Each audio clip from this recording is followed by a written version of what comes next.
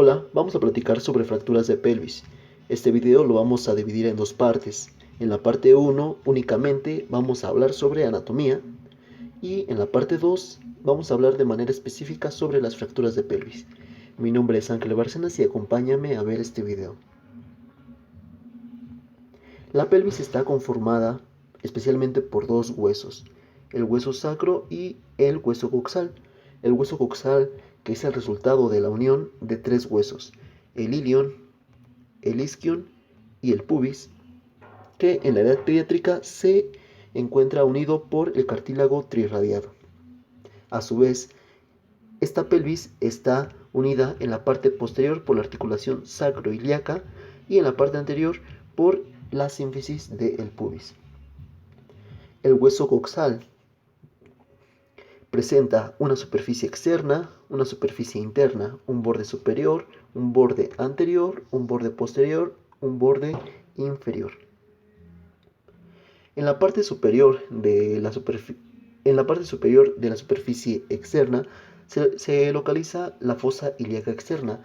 A su vez, esta está subdividida por las líneas semicirculares, una línea semicircular anterior y una posterior, que subdividen a la fosa ilíaca en una parte anterior, media y posterior, para la inserción del músculo glúteo menor, glúteo medio y glúteo mayor.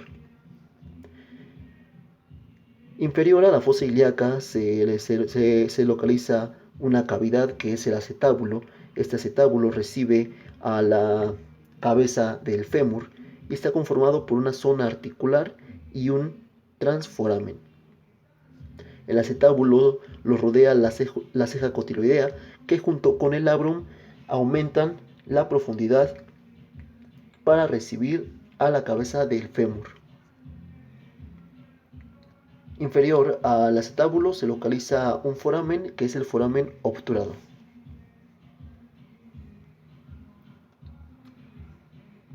En la parte anterior se localiza el pubis y que este pubis está conectado con el hueso contralateral por medio de la sínfisis del pubis. Posteriormente se localiza el isquion y que posee un engrosamiento denominada la tuberosidad isquiática. En la cara interna y en la parte anterior se localiza una cresta bien marcada, que es la cresta pectínea, y que se continúa hacia posterior, en donde se empieza a perder esa línea y se denomina la línea innominada. Cresta pectínea bien definida, línea innominada hacia posterior, y se va perdiendo justamente esa cresta.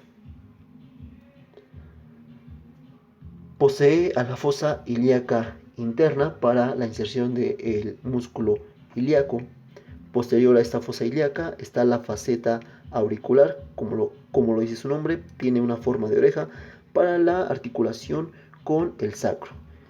Y hacia superior igual, es una zona articular y que posee la articulación sin desmosis. Zona rugosa, articulación sin desmosis. Zona auricular es una articulación sinovial. El reborde posterior es la cresta ilíaca y que termina en la parte anterior como espina ilíaca antero-superior.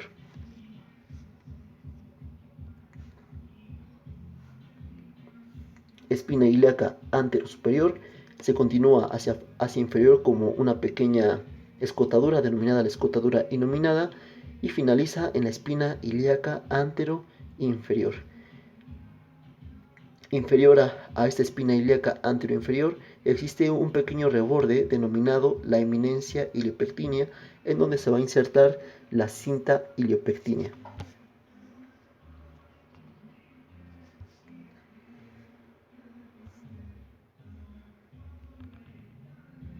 En la región posterior se localiza la espina ilíaca postero-superior, espina ilíaca postero-inferior,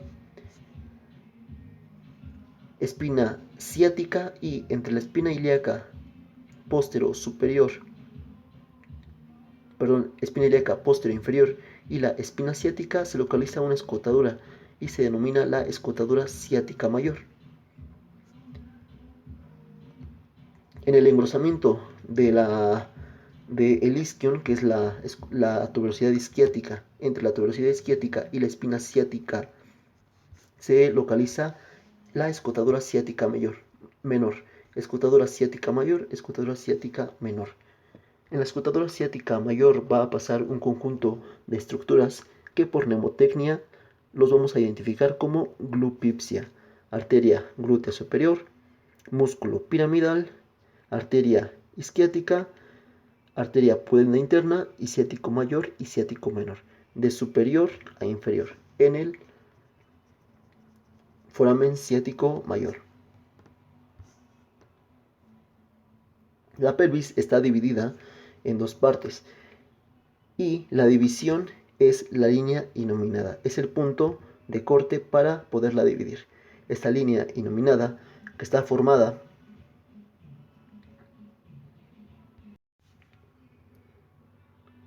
promontorio del sacro, posteriormente se continúa con el ala del sacro, línea inominada, la cresta pectínea y sínfisis del pubis.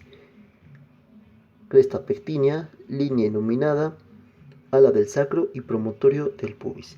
Y lo divide en una pelvis superior o pelvis mayor, o pelvis inferior o pelvis menor, pelvis falsa y pelvis verdadera, pelvis mayor, pelvis menor.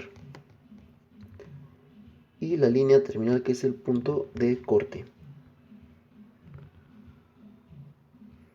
¿Tiene diámetros anatómicos? Claro que sí. Tiene diámetro anteroposterior, transverso y oblicuo. Anteroposterior de 11 centímetros, transverso de 13.5 centímetros y oblicuo derecho de 12 centímetros y oblicuo izquierdo de 12 y que puede variar más 2 o 3 milímetros.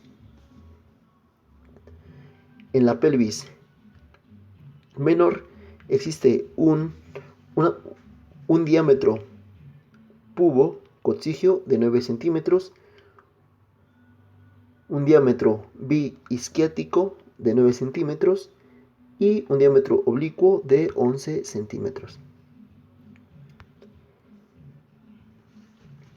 La pelvis tiene dos principales articulaciones, que es la articulación sacroiliaca y la sínfisis del pubis.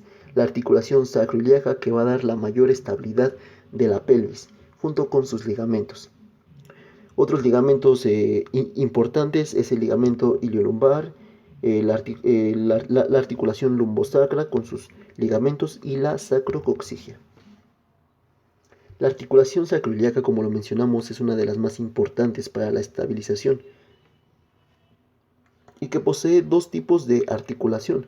Una articulación sindesmosis, que es posterior y superior, y una articulación sinovial, que es posterior e inferior. Articulación sindesmosis y articulación sinovial. Okay, por lo tanto, la articulación sacroiliaca posee estas dos articulaciones.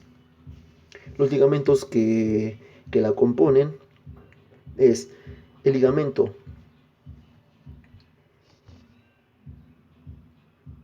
sacroiliaco posterior entre el sacro y el ilion, el ligamento sacroespinoso entre el sacro y la espina ciática, el ligamento sacrotuberoso que va desde la tuberosidad isquiática a la espina ilíaca postero superior y hacia el sacro. Y de manera anterior encontramos el ligamento sacroiliaco anterior, el ligamento iliolumbar y los sacroespinosos por esta parte. Y por medio de la articulación sindesmosis, el ligamento interóseo, que recordemos que es el ligamento más importante de la pelvis y el más resistente de todos. Este ligamento interóseo junto con el ligamento sacroiliaco posterior son los que van a dar la mayor estabilidad. En la parte anterior, la sínfisis del pubis, compuesta por su disco y por sus ligamentos, el suprapúbico, infrapúbico, el anterior y el posterior. El suelo de la pelvis, denominado el diafragma pélvico, está formado por dos grupos de músculos, los músculos elevadores del ano y los músculos coccigios. Los músculos elevadores del ano, dispuestos de la siguiente manera, de anterior hacia posterior: el pubo rectal, el pubo coccigio y el ano coccigio. Otra región topográfica importante es la siguiente. Recordemos: espina ilíaca postero inferior, espina ciática y tuberosidad isquiática. De esta manera se forma un gran foramen, pero este foramen a su vez va a estar limitado por medio del ligamento sacrotuberoso y forma justamente un gran foramen, pero ese gran foramen se encuentra subdividido por el ligamento sacroespinoso, formando un foramen ciático mayor y un foramen ciático menor. Nuevamente, foramen ciático, escotadura ciática mayor, escotadura ciática menor, que se encuentra limitada por el ligamento sacrotuberoso y que se subdivide por el ligamento sacroespinoso en una fosa ciática mayor y un foramen ciático menor. Foramen ciático mayor, foramen ciático menor. Y que por el foramen ciático mayor va a pasar de superior a inferior las siguientes estructuras. Recuerden lo que les mencioné: la mnemotecnia es glupipsia. De superior a inferior: arteria glútea, músculo piramidal, la arteria isquiática, la arteria pudenda interna, el nervio ciático mayor y el nervio ciático menor. De superior a inferior, recuerden: glupipsia. Glútea, piramidal, isquiática, pudenda y ciática, los dos ciáticos. El ligamento inguinal, que va desde la espina ilíaca anterosuperior a el tubérculo del pubis y que emite la cinta iliopectínea para insertarse en la eminencia iliopectínea. La irrigación de la pelvis está dada de la siguiente manera: aorta abdominal, que se bifurca en arteria ilíaca común derecha e izquierda. Esta bifurcación sucede a nivel de L4. A su vez, la arteria ilíaca común derecha e izquierda se subdivide en una arteria ilíaca externa y una arteria ilíaca interna. Esto a nivel de L5 a S1. Entonces viene aorta abdominal, arteria ilíaca común, esto a nivel de L4. Se subdivide la ilíaca común en una arteria ilíaca externa y una arteria ilíaca interna a nivel de L5, S1. La arteria ilíaca externa se continúa como arteria femoral cuando cruza el ligamento inguinal.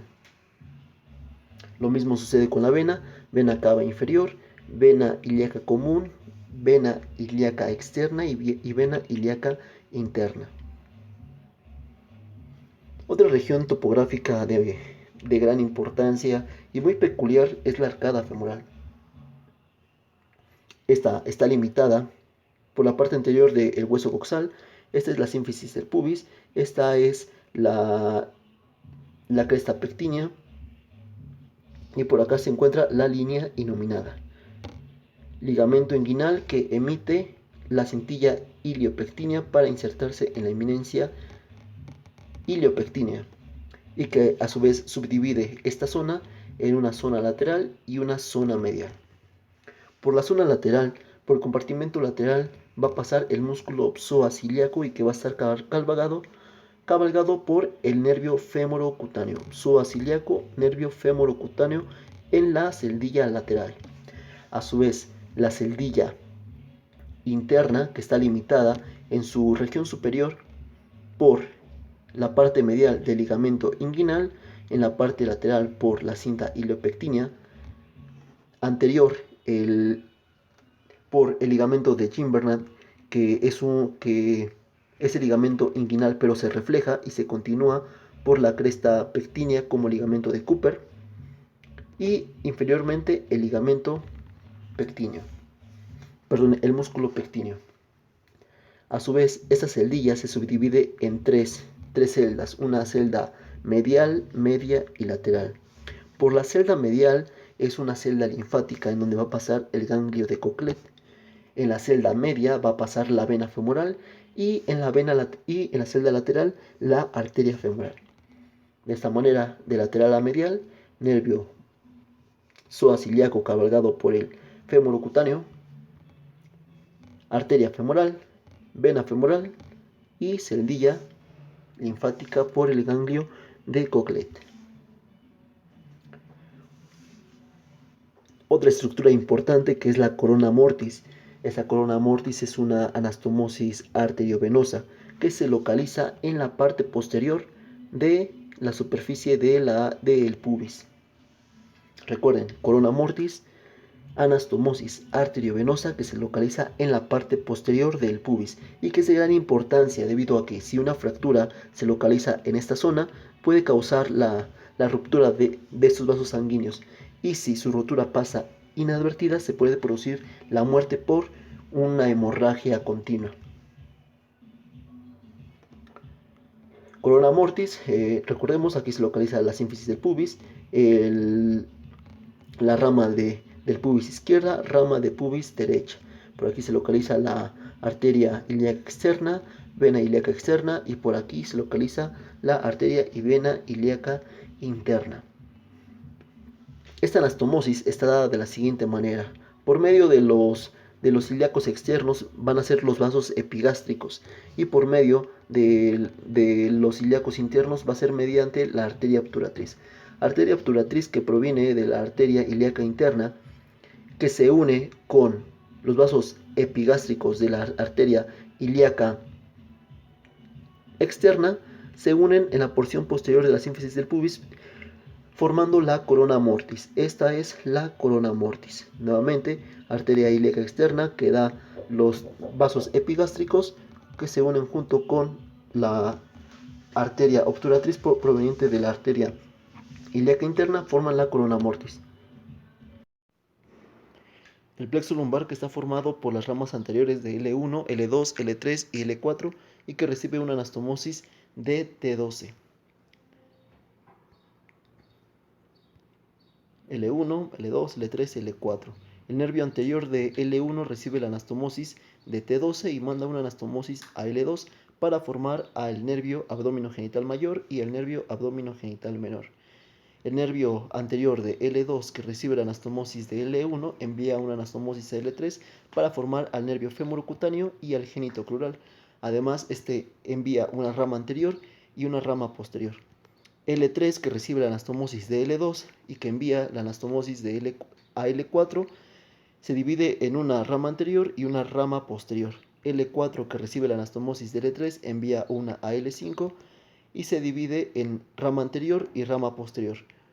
Los ramos anteriores de L2, L3 y L4 confluyen, así como los posteriores de L2, L3 y L4 para formar los anteriores al obturador y los posteriores al nervio crural o nervio femoral. Y el nervio espinal anterior de L5 que recibe la anastomosis de L4 forma al tronco lumbosacro. El plexo sacro, formado por las ramas anteriores de S1, S2, S3 y S4 y que recibe al tronco lumbosacro, esos confluyen en forma de abanico para formar a la rama terminal, que es el nervio ciático mayor, y a partir de esas ramas anteriores forman ramas colaterales. Por lo tanto, el plexo lumbosacro está formado por rama terminal, nervio ciático mayor, y ramas colaterales que son de superior a inferior, el nervio glúteo superior, nervio del piramidal y nervio ciático menor. Este video lo pueden observar en la página de Facebook o en la página de YouTube. Se encuentran ambos, plexo lumbar y plexo sacro. Eso fue todo por anatomía de pelvis y continúen con el video número 2.